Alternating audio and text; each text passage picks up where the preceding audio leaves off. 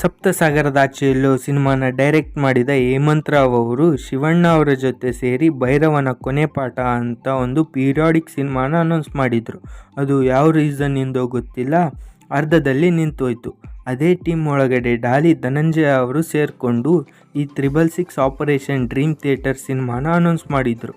ಇದು ಒಂದು retro style action drama. ಇದರಲ್ಲಿ ಕ್ರೈಮ್ ಎಲಿಮೆಂಟ್ಸ್ಗಳು ಕೂಡ ಇನ್ಕ್ಲೂಡ್ ಮಾಡಿ ಒಂದು ಔಟ್ ಆ್ಯಂಡ್ ಔಟ್ ಥ್ರಿಲ್ಲರ್ ಜೊತೆ ಆ್ಯಕ್ಷನ್ನು ಸೇರಿಸಿ ಹೇಮಂತ್ ರಾವ್ ಅವರು ಇದನ್ನು ಡಿಸೈನ್ ಮಾಡಿದ್ದಾರೆ ಅಂತ ಟೀಸರಲ್ಲಿ ನೋಡಿದರೆ ಗೊತ್ತಾಗುತ್ತೆ. ಇನ್ನು ಈ ಟೀಸರ್ನ ನೋಡಿದರೆ ಇದು ಫುಲ್ ಫಾಸ್ಟ್ ಕಟ್ಗಳ ಜೊತೆ ಎಡಿಟ್ ಆಗಿದೆ.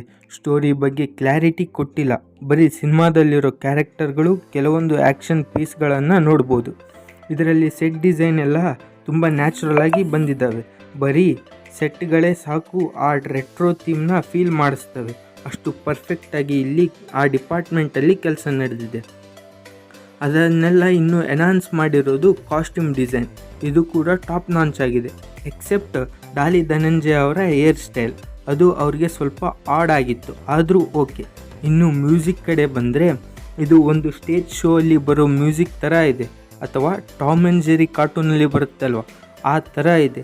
ಇದರಿಂದ ಇಂಟೆನ್ಸಿಟಿ ಯಾವಾಗಲೂ ಐಯಲ್ಲಿರುತ್ತೆ. ಇದರಲ್ಲಿ ಚರಣ್ ರಾಜ್ ಅವರ ರೆಗ್ಯುಲರ್ ಪ್ಯಾಟ್ರನ್ ಅಥವಾ ಸ್ಟೈಲ್ ಇಲ್ಲ. ಇಲ್ಲಿ ಅವರು ಸ್ವಲ್ಪ ಬೇರೆ ಮೂಡಲ್ಲಿ ಇದ್ದಾರೆ. ಸಿನಿಮಾಗೆ ಇದು ವರ್ಕ್ ಆಗ್ಬೋದು. ಪ್ರಿಯಾಂಕಾ ಮೋಹನ್ ಅವ್ರಿಗೂ ಟೀಸರಲ್ಲಿ ಸ್ಕ್ರೀನ್ ಟೈಮ್ ಇದೆ, ಅವರ ಲುಕ್ ಚೆನ್ನಾಗಿದೆ. ಟೋಟಲ್ ಆಗಿ ಹೇಳೋದಾದರೆ ಕನ್ನಡ ಇಂಡಸ್ಟ್ರಿಯಲ್ಲಿ ಇದು ಒಂದು ಗುಡ್ ಎಕ್ಸ್ಪೆರಿಮೆಂಟ್ ಆಗ್ಬೋದು. ಇದರಲ್ಲಿ ತುಂಬ ಹೊಸತನನ ನಾವು ನೋಡ್ಬೋದು.